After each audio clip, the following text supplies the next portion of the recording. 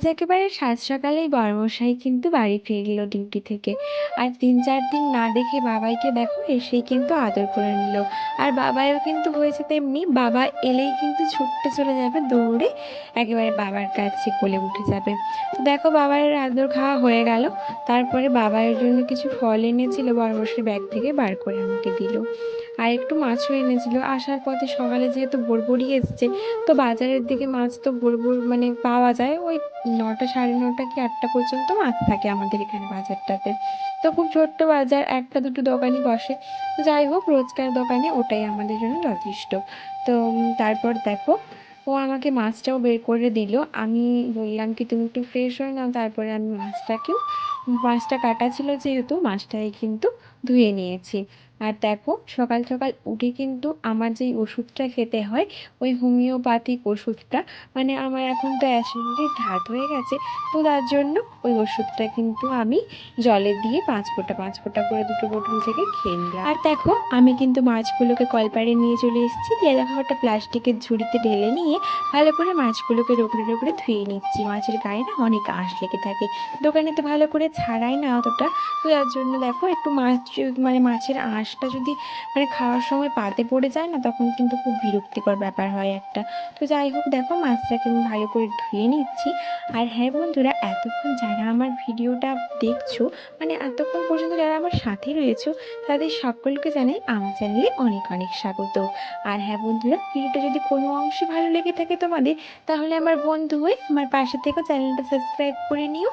তো দেখো বন্ধুরা, আর আমার পুরো ভিডিওটা তোমরা কিন্তু দেখতে থাকো। নিয়ে গিয়ে রেখে দিয়েছি। তারপরে দেখো ভাত রান্না করার হাঁড়িটাও ধুয়ে দিলাম। তারপর দেখো আমাকে না আরও কিছু কাজ করতে হবে। কি বলো তো, এই যে দেখো গর্ত করা হচ্ছে কেন বলো তো, এখানে না ডাবের চারা লাগানো হবে। এই মানে এটা পুকুর পাড়ের এদিকটা, এই মাঠের এদিকটাতে একটা ডাব গাছের চারা লাগিয়ে দিলাম। আর ওই যে বাগানের ভেতরে, মানে যেখানে লঙ্কা গাছ টাছগুলো আমাদের লাগানো রয়েছে, সেখানে ভেতরে ভেতরে আরও দুটো ডাব গাছ পোঁতা হবে। কি বলো তো, আমাদের না তেমন একটা ভালো জায়গা নেই ডাব গাছ লাগানোর। তো যাই হোক, বাবা কিন্তু মানে আমার বাবার বাড়ি থেকে 4টে ডাব গাছে চারা দিয়ে গেছিলো। তো ওগুলোকে তো যেখানে হোক লাগাতে হবে, মানে কি বলতো, ভবিষ্যতের জন্য লাগিয়ে রাখলাম। এই যে ডাব গাছ যে 1 বছরের ফলন দিয়ে দেবে তা কিন্তু নয়, মানে লাগানো থাকলো, হলো ভালো না হলো ভালো, লাগাতে তো কোনো ক্ষতি নেই বলো তো বন্ধুরা। একটু ডাব গাছ মানে বাড়ির ডাব গাছ থাকলে কিন্তু খুব ভালো হয়। আমাদের এক ডাব গাছ রয়েছে, তাদের যে ডাব হয় না, তারই নারকেল আমরা খেতে পারি না। মানে ডাব যখন পেড়ে খেয়ে নেওয়া হলে কিন্তু ঠিকই আছে, কিন্তু কিন্তু ডাব যদি না খাওয়া হয় পেড়ে, তাহলে কিন্তু অনেকই নারকেল হয়ে যায়।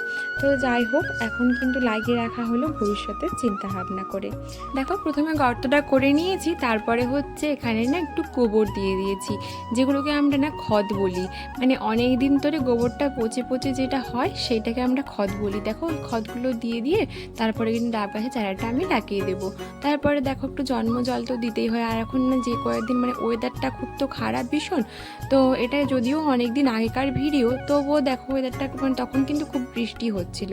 তো দেখো আমি কিন্তু ডাবে চারাটা লাগানোর পরে তবুও কিন্তু আমি জল দিলাম। একটা বলে না জন্ম জল দিতে হয়, তো যার জন্য দেখো আমি জন্ম জলটা দিয়ে দেবো। আর ডাব গাছ তো লাগিয়ে দিয়েছি বন্ধুরা, কিন্তু দেখলাম চারদিক থেকে এত লতা পাতা মানে ঝুলে আছে, সেগুলো যদি মানে ডাব গাছের ওপরে ওঠে, ডাব গাছ তো বাড়বেই না, তো ডাব গাছটা মরেই যাবে।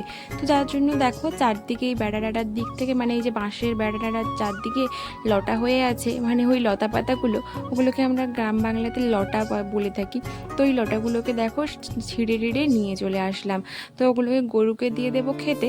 আর লতাটা পরিষ্কার করে রাখলে গাছগুলো বাড়তে সুবিধা হবে। আর এই লঙ্কা গাছগুলো তো কদিন পরেই নষ্ট হয়ে গেলে ডাব গাছটা খুব সুন্দরভাবে কিন্তু বেড়ে উঠবে। লঙ্কা গাছের আয়ু তো আর বেশি দিন নয়, ওই 1 থেকে 2 বছর, ব্যাস তারপরে কেটে ফেলা হয়। তো যাই হোক বন্ধুরা দেখো, আর আমি না চান সেরে নিয়েছি, তারপরে এই কাজগুলো করতে না ভীষণ বাজে লাগছে। আর ওয়েদারটা দেখছি কিন্তু চেক হচ্ছে, তাই ভাবলাম কিন্তু রোদটা মানে খুব ভালোই উঠেছে, সূর্য মামা আজকে ভালো চড়া দিয়ে উঠছে দেখছি।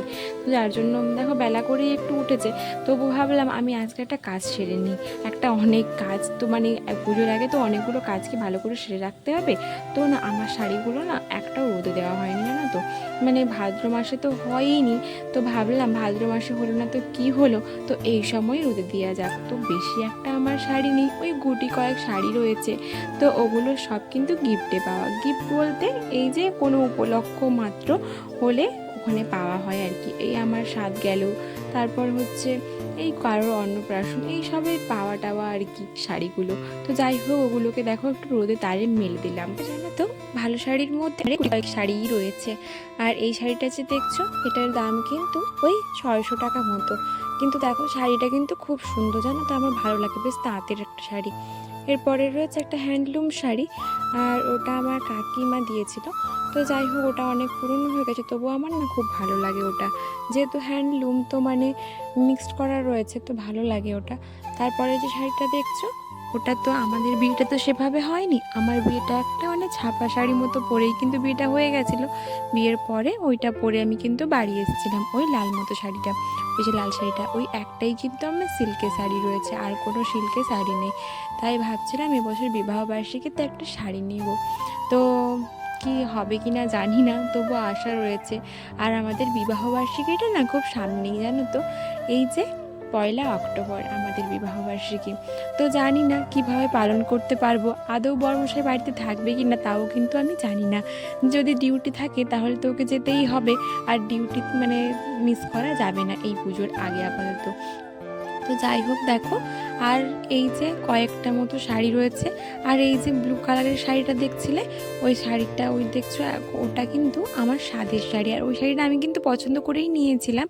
তো ওটাতে না একটা ভালো সিল্কের শাড়ি হয়ে যেত, বাবা বাড়ি থেকে দিয়েছিল। তো আমি নিজেই পছন্দ করে নিয়েছিলাম, তার একটু মানে মিক্স টাইপের রয়েছে। তো এখন আর অতটা যদিও ভালো লাগে না, তবুও একবার মতো পরেছি, ওই স্বাদে পরেছি, আর একবার পুজোতে পরেছিলাম। তো ব্যাস, আর পরা হয়নি। তো তবুও মোটামুটি ভালো এই শাড়িটা। তোমরা হয়তো বলবে যে এই কটা তোমার শাড়ি, তো হ্যাঁ গো, আমার কিন্তু বেশি শাড়ি নেওয়া হয় না, আর রয়েছে কয়েকটা ছাপা শাড়ি মতো, চারটা মতো ছাপা শাড়ি রয়েছে আরও। তো যাই হোক, ওগুলোকে আর রোদে দিইনি, ওগুলো প্রায় ধোয়া হয় বলে ওগুলোকে রোদে দেওয়া হয় না। তো দেখো, আর তোমরা হয়তো বলতে পারো যে তোমার বাবা বাড়ি থেকে কি শাড়ি দেয় না? তো না গো, দেয়, ওটা জামাই ষষ্ঠী ভাইফোঁটাতে দিতে চায়, কিন্তু আমি না ওর বদলে পয়সা নিয়ে নিই। কি বলো তো, আমাদের মানে একটু ভাবনা চিন্তা করে সংসারটা চালাতে হয়, তো যার জন্য কিন্তু আমি তার পরিবর্তে টাকা নিয়ে নিই। তো টাকাটাকে আমি অন্য কোনো পারপাসে লাগিয়ে দিতে পারি, আর শাড়ি নেবো নেবো করেও না নেওয়া হয় না। তো যাই হোক, এতেই আমি খুশি রয়েছি। আর আমরা তো কোথাওই যাই না, বাবার বাড়ি তো এই কাছেই, মানে এই গ্রামে, আর কোথাও যাওয়া হয় না, তেমন কোনো অকেশানও থাকে না। তো তার জন্য এই পুজো টুজোর সময় থাকে, তবুও বেশি একটা নেওয়া হয় না শাড়ি। তো দেখো বন্ধুরা, এই কয়েকটা গুটি কয়েক আমার শাড়ি রয়েছে, এই 7-8টা মতোই কিন্তু ভালো শাড়ি। তার মধ্যেই দেখতে পেলে জামদানি শাড়িগুলোই, ঢাকাই জামদানিগুলোই 5-6টা মতো। তো আরও একটা পাট ভাঙা হয়নি, ওই শাড়ি একটা রয়েছে জামদানি শাড়ি, আর ওগুলো না এখন যেন কেমন একটা হয়ে যায়, মানে ওগুলো ভালো নয় তেমন একটা। তো যাই হোক, ওইগুলো মানে পরেই কিন্তু আমার চলে গেল এত 5 বছর কাটিয়ে দিলাম।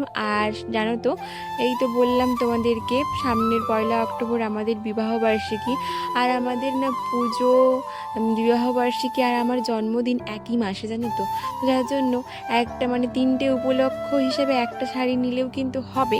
তো কোনো বছরই তেমন সাধ্য সামর্থ্য বলতে পারো বা সুযোগ বলতে পারো, কিছুই কিন্তু হয় না। তো নেওয়ার মানে সেরকম ইয়েটা হয় না আর কি। তো এবছর ভাবছি কি নেব, তো কি হয় দেখা যাক। দেখো বন্ধুরা, কাপড়গুলো ঝটপট করে মেলে দিয়ে চলে এসেছি সালে, তাড়াতাড়ি করে রান্না করতে, মানে রান্নাটাও হবে আর মুড়ি খাওয়ারও হবে, জানো তো। আজকে মুড়ি খাওয়া, বরমশাই তো তাড়াতাড়ি এসেছি, তোমরা দেখতেই পেলে।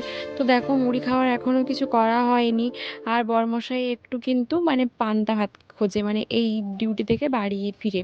তো তার জন্য দেখো, আমি আলু আর ছোলা একসঙ্গেই কিন্তু ভাজছি, একটু তেল দিয়ে লঙ্কা আর জিরে ফোড়ন দিয়ে দিয়েছি, তারপরে কিন্তু আলুটাকে একটু ছোটো ছোটো করে কেটে নিয়েছি, যাতে আলুটা বেছে ও পান্তা ভাত খেতে পারে, আর ছোলাটা আর আলুটা দিয়ে আমরা কিন্তু মুড়ি খেয়ে নেবো তার জন্য। আর এক সাইডে ভাতও আমি বসিয়ে দিয়েছি, তার কারণ এদিকে মানে ছোলা ভাজা হতে হতে ওদিকে ভাতটা হয়ে যাবে, তারপরে মাছটাও ভাজবো, আবার একটা ভাবছি পুঁই শাক পেঁপে টেপে দিয়ে একটা তরকারি মতো করবো, কোনো সবজি সবজিপাতি আর বেশি তেমন নেই। আর বন্ধুরা এখন দেখো বসে গেছি পেঁপেটা কাটতে। আর পুঁই শাকটা মা আগে থেকে কেটে কিন্তু ধুয়ে দিয়েছিল। তো পেঁপেটা আমি এখন কেটে নিচ্ছি, পেঁপে পুঁই শাক দিয়ে একটা তরকারি মতো রান্না করব। আর দেখো এখন বসে পড়েছি কিন্তু মাছটা ভাজতে। আর আমি এই ফাঁকেই কিন্তু টুক করে একটু মুড়ি খেয়ে নিয়েছি। তো তারপর দেখো পেঁপেটাকে কেটে নিয়ে মাছটা ভাজলাম, তারপরে এই যে মাছের ঝোল বানালাম। আজকে আর তোমাদের সঙ্গে কোনো রেসিপি শেয়ার করতে পারছি না এখন, তার কারণ মানে স্ট্যান্ডটা না ভাঙা রয়েছে বলেইছি তোমাদেরকে, যার জন্য কিন্তু আমাকে এইভাবে ভিডিওটা বানাতে হচ্ছে। তো যেভাবে যখন পারছি, যেভাবে সেট হচ্ছে তখন কিন্তু আমি মানে সেভাবেই ভিডিওটা বানিয়ে নিচ্ছি। তার জন্য দেখো আজকে কিন্তু মানে ওই লম্বা টাইপের ভিডিওটা হচ্ছে। তো দেখো বন্ধুরা, তারপরে আমি দেখো উনুন শালটাকে ভালো করে গুছিয়ে দিয়ে এই যে উনুনটাতে লাতা দিয়ে নিলাম। আর জানো তো এই ভিডিওটা একটু লম্বা টাইপের হয়েছিল। আর ভিডিওটা দেখো আমার মুখটাই কেটে গেছে। আমি এখন তো কলপারে এই যে থালা বাসন জমেছিল সেইগুলো আর হচ্ছে কড়াইটাকে ভালো করে মাজতে। তো দেখো আমাকে তোমরা দেখতেই পাবে না এখানে। তো যেভাবেই পেরেছি ভিডিও করেছি, প্লিজ একটু অ্যাডজাস্ট করে নিও। আর তোমরা প্লিজ আমাকে একটু সাপোর্ট করতে থাকো, তোমাদের সাপোর্টটা আমার ভীষণ ভীষণ ভীষণ দরকার। তো যাই হোক দেখো এখন কড়াইটা ভালো করে মেজে ধুয়ে নিলাম, আর ওর কিন্তু লাতাটাকেও ভালো করে ধুয়ে নিয়েছি। আর এখন দেখো আমি কিছু জামা কাপড় ভিজিয়ে নিচ্ছি। ওই বাবাইয়ের কিছু কয়েকদিন ধরে তো বৃষ্টি হচ্ছিলো তোমরা জানোই তো, সব পোশাক আশাক অনেক জমা রয়েছে। তো সব পোশাক তো আর রোজ ধোয়া হয় না এই বৃষ্টির জন্য, ওয়েদারটা খারাপ যার জন্য। তাই এখন কিন্তু ফাঁকে টুক করে আমি কিন্তু পোশাকটা ধুয়ে নিচ্ছি, তার কারণ সকাল থেকে তো ওয়েদারটা ভালো ছিল না তেমন করে। তার জন্য আমি ভাবছিলাম রোদ বেরোবে না, তার জন্য সব পোশাক কিন্তু ধুয়ে নিই, অল্প করে পোশাক ধুয়ে নিই যেগুলো খুব দরকার সেগুলো। তো দেখো এখন আমি পোশাকগুলো ধুয়ে জলটা ঝরে গেলেও একরকম, তো তারপরে কালকে যদি আবার বৃষ্টি হয় তখন আর কিছু কিন্তু করার উপায় নেই। যার জন্য দেখো আমি এখন পোশাকগুলোকে জাঁকিয়ে তারপরে ভালো করে ধুয়ে নেব। বন্ধুরা বিকেলের দিকে কাজকর্ম সেরে একটু চলে গেছিলাম এই যে ঘুরতে, রাস্তার দিকে গেছিলাম। আর দুই দিকে মাঠ, রাস্তাটা তো মাঝখান দিয়ে। তো দেখো আর চারিদিকের পরিবেশটা কত সুন্দর হয়ে রয়েছে, এই সন্ধ্যা সন্ধ্যা নামছে। আর এই দৃশ্যগুলো উপভোগ করতে কিন্তু দারুণ লাগে, বেশ ভালোই লাগে বলো। তো যাই হোক এখানেই ভিডিওটা আমি শেষ করছি। ভিডিওটা এই পর্যন্তই, ভালো লাগলে একটা লাইক সাবস্ক্রাইব করে দিও চ্যানেলের আরও ভিডিওগুলো পাওয়ার জন্য। তো এখন তাহলে আসি, তোমরা সবাই ভালো থেকো, সুস্থ থেকো, সবাইকে ভালো রেখো।